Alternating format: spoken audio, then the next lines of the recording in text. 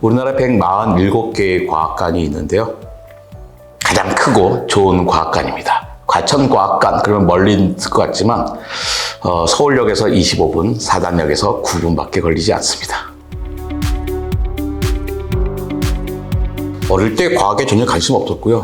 과학에 관심을 가질 기회를 갖지 못했고, 대학에 갔을 때도 생화학과가 뭔지 모르고 갔기 때문에, 그래서 대학 다닐 때도 그냥 과학 수업은 들었지만 과학에 별로 관심 없었고, 나중에 직업을 정하기 위해서 이제는 과학자의 길을 가야겠다 생각하고 유학 가서, 그때부터는 이제 과학에 관심을 많이 가졌어요. 독일의 도서관, 그리고 독일의 서점에 엄청나게 많이 꽂혀있는 교양 과학 서적을 보고서 처음으로 과학에 대해서 관심을 갖게 됐어요.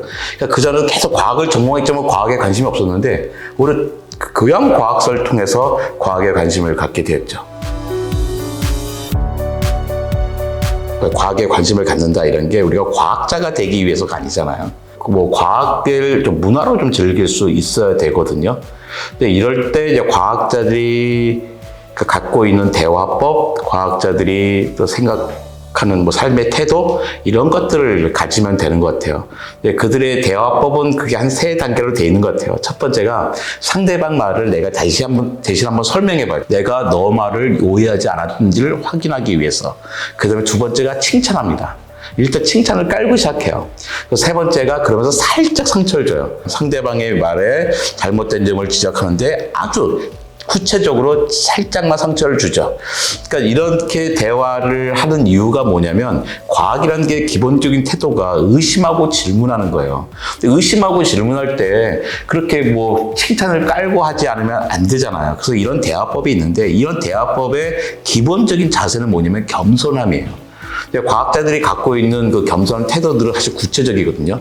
자신의 지식과 본능의 한계를 인정하고, 내가 모른다고 말하는 것을 거리끼지 않는 것이자, 새로운 사실이 밝혀지면 기존에 가졌던 생각을 기꺼이 바꿔버리는 거예요.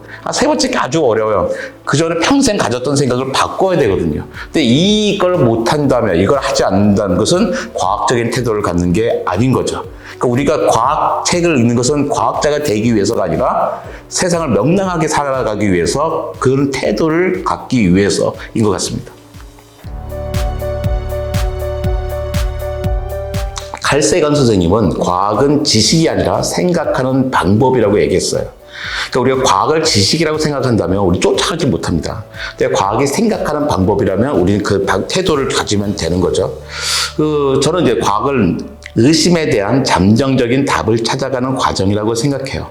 천동설에서 지동설로 넘어올 때 가장 중요했던 발견이 목성에서 달을 4개 발견하는 거였어요. 근데 지금의 목성에는 79개입니다. 그러니까 예전과는 전혀 다른 지식을 갖고 있죠. 과학은 진리가 아니라 잠정적인 답이니까 우리 이제 겸손할 수 있는 거죠. 그래서 제가 생각하는 첫 번째 독자는 항상 저희 엄마였어요. 내가 엄마가 읽을 수 있는 과학책이었으면 좋겠다. 그래서 남들이 보면 과학책이 이렇게 유치해, 이렇게 수준이 낮아라고 생각할 수 있지만, 제가 생각한 독자는 딱 우리 엄마였어요. 우리 엄마가 읽을 수 있는 과학책을 쓰고 싶었고 써냈다고 생각해요. 전 삶에서 가장 중요한 경험은 실패라고 생각합니다. 네, 뭔가 실패를 해보고서 내가 그 회복 탄력성을 갖게 되는 거예요. 근데 우리 실패를 할 수 있는 기회가 생각보다 많지가 않아요. 그래서 문학이 필요하다고 생각하거든요. 문학은 실패를 전제로 해요. 실패가 없으면 문학은 성립하지 못해요.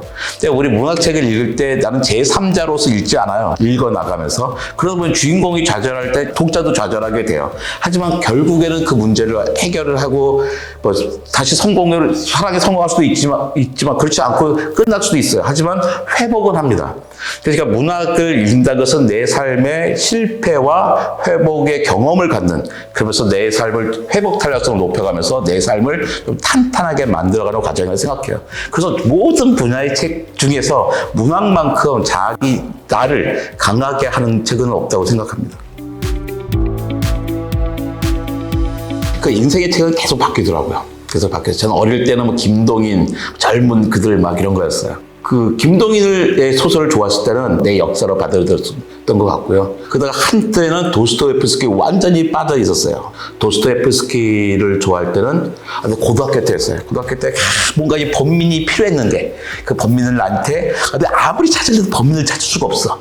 근데 도스토옙스키가 책에 딱 써서 범민을 던져주면서 내가 이렇게 범민을 하는 훌륭한 청소년으로 자라게 해줬던 것 같고, 그래서 지금은 또 요즘은 김탁환 선생님의 그 백타파 시리즈를 제 인생의 소설로 꼽을 수 있습니다.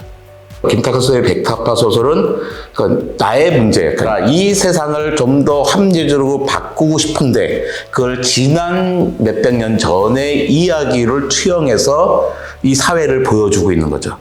그렇다면 그때 백타파처럼 내가 뭘 할 수가 있을까? 내 앞에는 어떤 장벽이 있겠지? 또 나는 어떤 과학적인 요소를 써야 되지? 뭐 이런 것을 충분히 재미있게 경험하게 해주는 점에서 최근에 몇 년 동안의 인생의 소설은 김탁환 선생님들의 그 백타파 시리즈입니다. 애들에게 과학책 별로 장려하지 않아요. 장려하지 않고요. 저는 좀 만화책이 있잖아요. 학습 만화 되게 좋아합니다. 과학 기본적으로 어려워요. 그 어려운 과학을 어렵게 쓰여진 글로 읽을 필요가 있을까라는 생각이 들어요. 처음에 과학은요, 저렇게 몇 가지 요소들을 내가 가지고 있어야 돼요. 근데 지식을 가져야 되는데 지식을 가지는 방법이 너무나 어려운 거예요. 학교 수업보다도 저 재미없는 독서법으로 내가 그 세계에 갈 수가 없죠. 그러면서 엄마, 아빠가 계속 과학책 사주는 것 때문에 아예 과학과 더 멀어지는 경우가 많이 봤거든요. 그럴 바에 차라리 과학책 읽게 시키지 않는 게 더 낫다라는 생각이 들어요. 교과 과정에도 초등학교 3학년부터 과학이란 과목이 생겨요. 그 과학이란 과목은 원리가 있는 게 아니라 그냥 단순한 지식들 막 던져주는 거거든요. 그러니까 그 전 세계 그 훌륭한 교육학자들이 초등학교 2학년까지는 과학이 필요가 없어라고 해놓은 거예요. 근데 그걸 억지로 우리가 막 주려고 할 필요는 없어요. 애가 좋아서 뭐 유튜브를 본다든지 아니면 책에도 내가 정말 재밌는 책이니까 보게 되는 거잖아요. 그래서 지식을 쌓아가면 되는 건데, 그런데 뭔가 체계를 주기 위해서 원리가 잔뜩 있는 책을 줌으로 해서 교육과정에도 맞지 않는 방법으로 아이들을 오히려 과학과 멀리하게 하지는 않았으면 좋겠습니다. 과학은 지식이 아니다. 과학은 생각하는 방법이고 이 세상의 모든 것들은 연결되어 있다. 그 연결되어 있는 것을 과학적으로 보면 훨씬 더 연결이 잘 보이기 때문에 내 삶이 더 명랑해질 수 있다.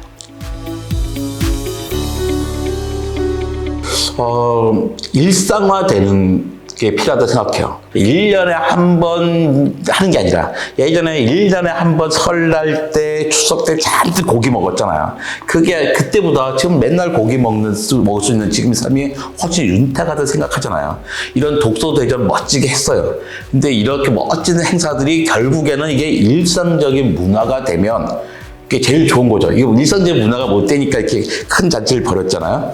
근데 이 잔치를 일상화하고 그 다음에 더 큰 잔치를 만들었으면 좋겠어요. 내년에는 이 독서대전이 고양시에서 열리게 됩니다. 고양시 시민으로서 많은 분들이 고양시를 찾아주길 바랍니다. 예, 고맙습니다.